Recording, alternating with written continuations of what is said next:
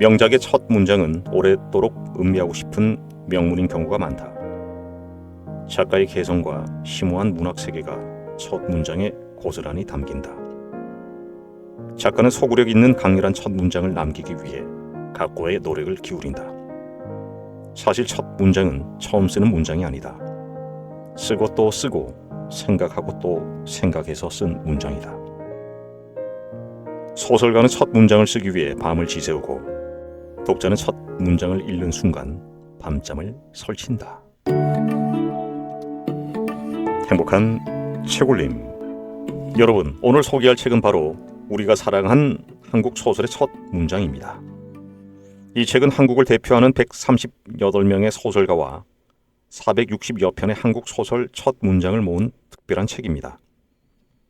첫 문장의 중요성을 강조하며 한국 문학의 아름다움과 깊이를 느낄 수 있는 기회를 제공합니다. 이 책은 첫 문장이 소설에서 얼마나 중요한 역할을 하는지, 그리고 그것이 독자에게 어떤 영향을 미치는지를 보여줍니다. 첫 문장은 작가와 독자가 처음 만나는 지점이며 작품의 분위기와 흐름을 결정짓는 핵심 요소입니다.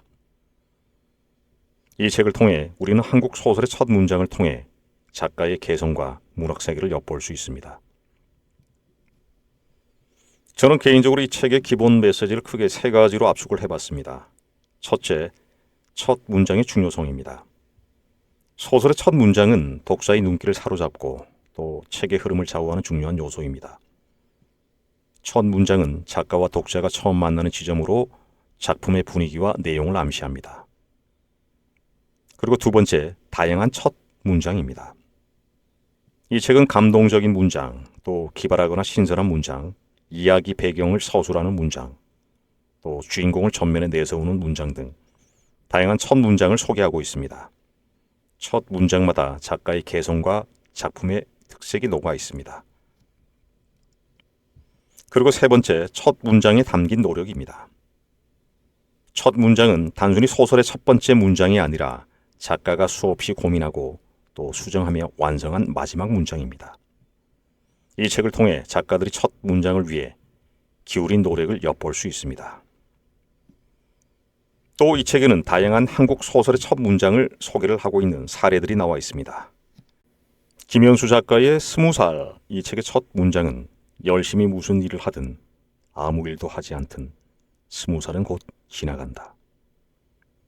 그리고 현기영의 소설가는 늙지 않는다, 이 첫 문장은 노년은 슬그머니 도둑처럼 갑자기 온다.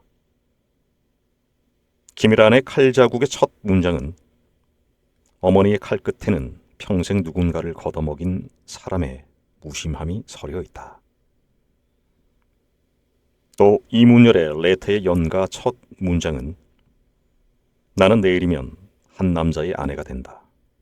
그 남자는 건강하고 쾌활하고 아마는 성실하다.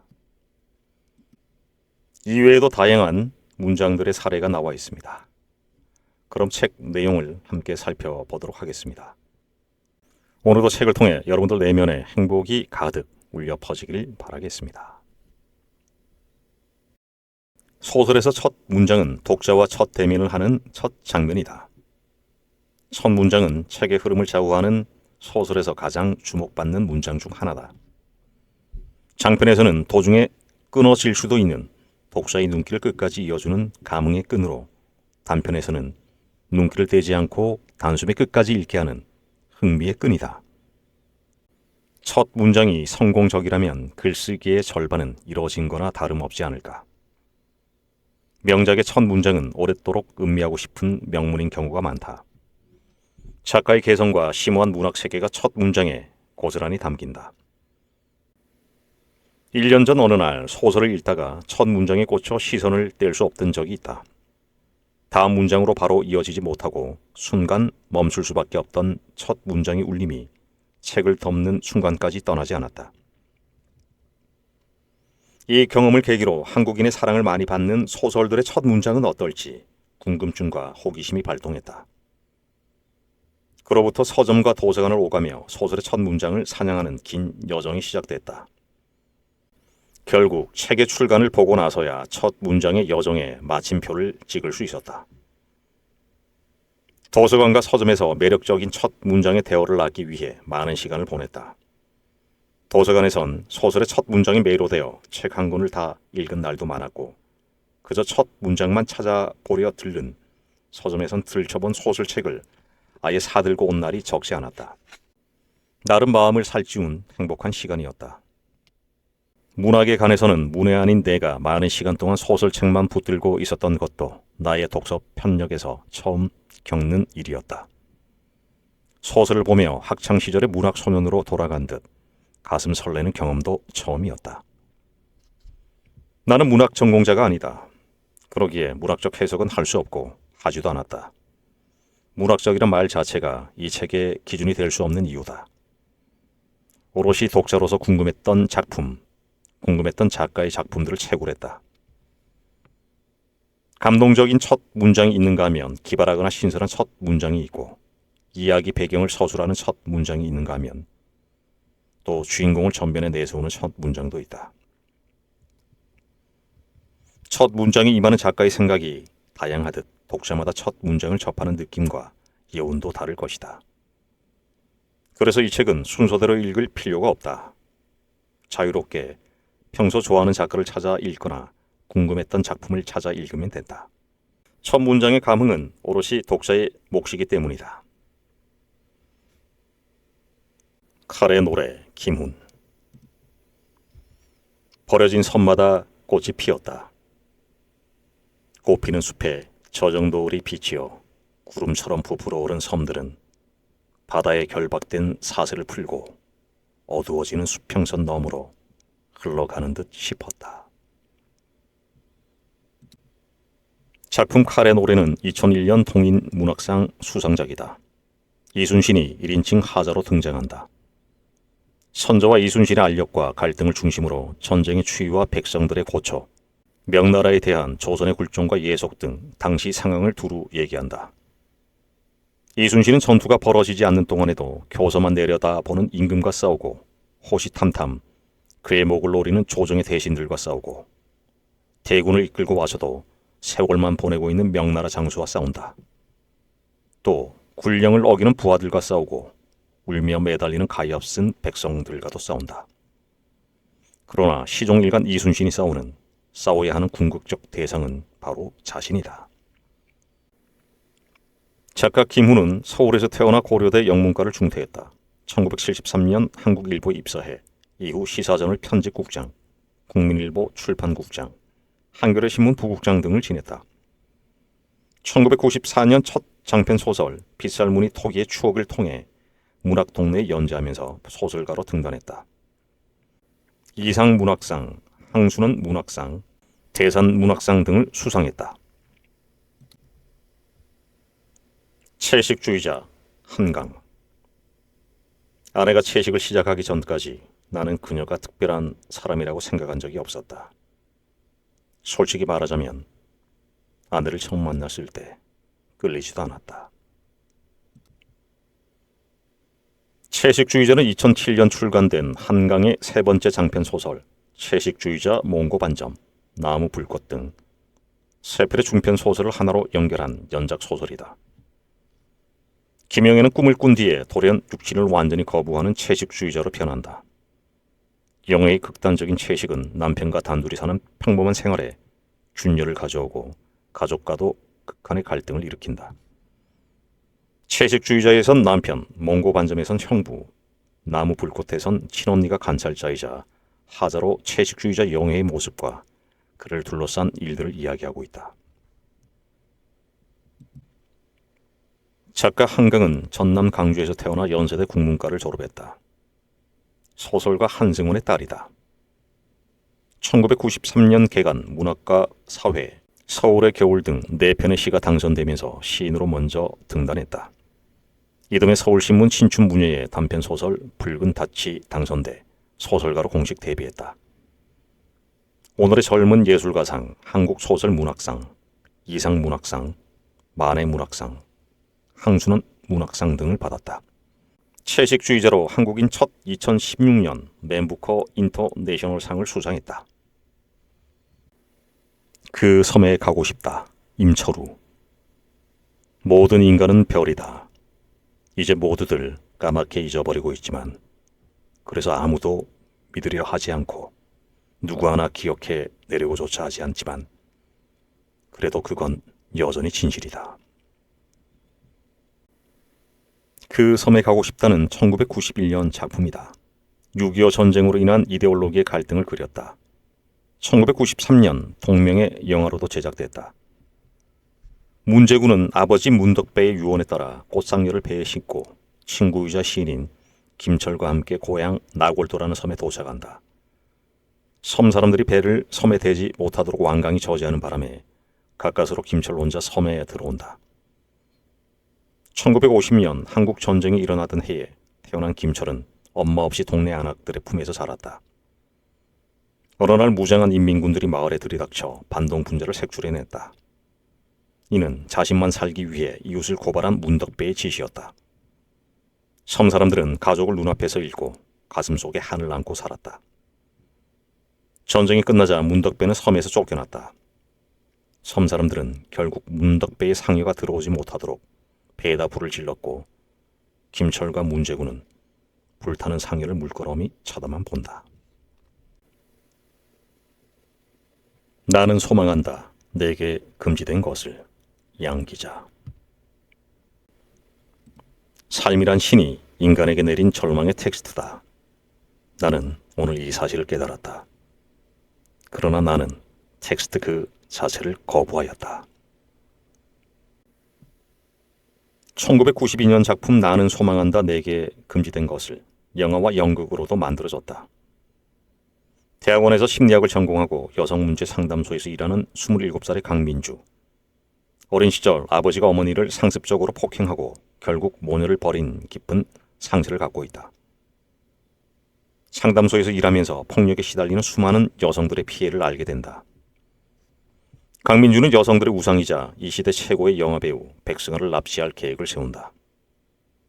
백승아의 제목은 매력적인 외모로 여성들이 현실을 직시하지 못하도록 한성에 빠져들게 한 것. 강민주는 백승아를 감금한 채 사육한다. 그러나 점차 조여드는 수사망에 강민주의 남성 복수극은 끝내 벽에 부딪힌다. 광장, 세인운. 바다는 숨쉬고 있었다. 크레파스보다 진한 푸르고 육중한 비늘을 무겁게 뒤채면서. 작품 강장은 1960년 새벽 15로에 발표된 작품이다. 철학과 학생인 이명준 아버지는 북으로 넘어가 북한에서 정치적 요직에 앉은 인물이다. 이명준은 친척 집에 거주하며 젊은이다운 이상과 꿈을 꾸며 살아간다. 그러나 아버지가 북한에서 활동하는 공산주의자로 밝혀지면서 경찰의 치조를 받게 된다. 남한의 밀실에 한매를 느낀 이명준은 북한을 강장과도 같은 트인 공간으로 여겨 월북한다. 그러나 그가 바라본 북한 사회는 사회주의 제도의 공허한 구호만 있을 뿐 남한에 있을 때 기대했던 인간적 소통과 정의로운 삶은 없었다. 진정한 삶의 강장이 없었던 것이다. 그나마 은혜라는 여인과의 사랑에서 위안을 받았다. 한국 전쟁이 일어나자 이명준은 전쟁의 소용돌이 속에 뛰어든다. 하지만 그가 전쟁에서 목격한 것은 의미 없는 학살과 죽음, 개인을 짓누르는 폭력과 명령뿐이었다. 포로가 된 그는 포로 송환 과정에서 남쪽과 북쪽이라는 선택의 갈림길 앞에 서게 된다. 그는 양국 협상자들의 해유와 협박에도 끝까지 중립국을 외친다. 결국 제3국을 선택하고 배에서 투신 자살한다. 작가 최인훈은 한북 횡령에서 태어나 원산고 재학 중인 1950년 한국 전쟁 때 가족과 함께 월남했다. 목포고를 거쳐 서울대 법대를 중퇴했다. 1959년 자유문학지의 안수길의 추천으로 그레이 구락부 전말기 라울전이 실리면서 등단했다. 다음해 중편 광장을 발표하면서 작가적 명성을 굳혔다. 새해 선물, 은희경. 내가 왜 일찍부터 삶의 이면을 보기 시작했는가? 그것은 내 삶이 시작부터 그다지 호의적이지 않다는 것을 알았기 때문이다. 새해 선물은 1995년 출간된 제1회 문학동네 소설상 수상작이다. 주인공이 자신의 초등학교 5학년 무렵 어린 시절을 해상하는 방식으로 구성된 액자 소설이다. 나를 중심으로 외할머니, 삼촌, 이모, 허석, 이형렬 등이 등장한다. 남도 지방의 어느 소읍, 우물을 중심으로 두 채의 살림집과 가게세로 이뤄진 감나무집. 1969년 12살을 맞이한 나는 부모 없이 외할머니 댁에서 삼촌, 이모와 함께 산다. 서울대 법대생 삼촌은 휴교령이 내려지자 허석이라는 친구와 함께 내려온다. 나는 허석에게 반하지만 허석은 이모에게 관심이 있다. 이모의 연인 이형렬은 경자 이모와 바람이 난다. 허석은 다시 내려오게 되고 실현당한 이모와 다정한 사이가 된다. 그러나 경자 이모는 유지 공장의 화재로 죽는다. 그해 겨울 나는 아버지의 존재를 모르고 살았는데 아버지를 만나게 된다. 작가 은희경은 전북 고창에서 태어나 숙명여대 국문과와 연세대 대학원 국문과를 졸업했다. 1995년 중편소설 이중주가 동아일보 신춘 문예에 당선되면서 문단에 데뷔했다. 외딴방 신경숙. 이 글은 사실도 픽션도 아닌 그 중간쯤에 글이 될 것 같은 예감이다. 하지만 그걸 문학이라고 할 수 있을 것인지 글쓰기를 생각해 본다. 작품 외딴방은 개간지 문학동네에 1994년 겨울부터 총 4회에 걸쳐 연재된 후 1995년 출간된 장편 소설이다. 문학소녀의 꿈을 키우던 작가가 자신의 체험을 토대로 쓴 자전적 소설이다. 프랑스의 비평가와 문학기자들이 선정하는 리나 페르시상을 수상했다. 소설가 나는 산업체 특별학급의 동급생이었던 친구에게 걸려온 전화를 계기로 지난 시절의 이야기를 쓰기로 결심한다. 1978년 16세의 나는 외사촌 언니와 함께 고향을 떠나 서울로 왔다. 직업 훈련원을 다닌 후 주경 야독하는 큰오빠와 함께 가리봉동의 외딴방에 기거하며 구로공단에 있는 동남 전기 주식회사에서 일했다. 이 시절 나는 열악한 노동 현장에서 고된 노동, 가난, 고독과 절망에 시달렸고 완연한 피로와 짜증이 나의 일상을 지배했다. 그러나 나는 공부에 대한 열정을 결코 버리지 않았다. 1979년부터 공장 일을 마친 뒤에는 산업체 특별학교인 영등포 여고로 달려갔다. 문학적 열망을 위해서 나는 배움을 포기할 수 없었다. 1979년 봄 나는 희재 언니를 처음 만났다. 나는 희재 언니와 자연스럽게 가까워지고 친해지지만 희재 언니는 사는 게 왜 이렇게 힘든 거니? 라는 말을 남기고 자살한다. 희재 언니의 죽음은 나를 외딴방에서 탈출시키듯 도망가게 한다. 작가 신경숙은 전북 정읍에서 태어나 서울예대 문예창작과를 졸업했다. 문예중앙신익문학상에 장편 겨울우화가 당선되면서 작품 활동을 시작했다. 2012년 소설 엄마를 부탁해로 한국문학 최초로 맨아시아 문학상을 받았다. 한국일보 문학상, 오늘의 젊은 예술가상, 만해문학상, 동인문학상, 화암상 등을 수상했다. 북쪽 거실, 배수화. 아무도 예상하지 못했고 하지만 사실상 크게 놀랄 일도 아니며 따라서 소란도 없었고 그럼에도 불구하고 정작 자신에게 실제로 닥치면 충분히 당황할 수밖에 없는 종류의 일. 첫 번째 탄원서가 받아들여지지 않았다. 작품 북쪽 거실은 2009년 출간되었다. 문학과 사회의 2008년 가을부터 2009년 여름까지 총 4회에 걸쳐 연재한 장편 소설이다. 오디오북 성우인 순이는 수용소에서 8년 만에 출소해 옛 대인 희태와 재회한다. 수용소는 자발적 수감자들의 공동체다. 순이는 30대 중반의 희태를 만나 동거를 시작했고 2년여의 동거 후 모든 일을 정리하고 수용소로 들어왔다. 기자였던 희태는 신문사를 그만두고 외국으로 떠났다가 방한 끝에 서울로 돌아오고 8년 후 순이가 석방되면서 둘은 재회한 것이다. 연극을 전공한 극작가 지망생 린, 순이를 만나기 위해 무작정 상경한 실버타운 도우미 순이, 그리고 정체불명의 남자, 또 여인 등이 등장한다. 이들의 이야기와 한상이 뒤섞여 진행된다. 깡통따개가 없는 마을, 구효서. 모자를 벗을 기회가 오면 벗어야 하기 때문에 모자를 쓴다. 토마스 만을 읽다가 밑줄을 친다. 한국일보 문학상 수상작으로 1993년 작가세계 가오로에 실렸던 소설 창작집 깡통따개가 없는 마을에는 이외에도 카프카를 읽는 밤, 카사블랑카여 다시 한번 등 11편의 단편이 실려 있다. 나는 소득이 일정하지 않은 전업작가다. 나는 아내에게 잘 팔리는 소설을 구상해 보겠다며 작은 암자에 머문다. 어느 날부터인가 방에 꽃을 꽂아두기 위해 깡통을 모은다. 그러다가 깡통 따개가 필요해진다. 힘들게 깡통 따개를 구해서 돌아왔는데 한 사내가 호미로 솜씨 좋게 깡통 뚜껑을 모두 따는 것을 보게 된다.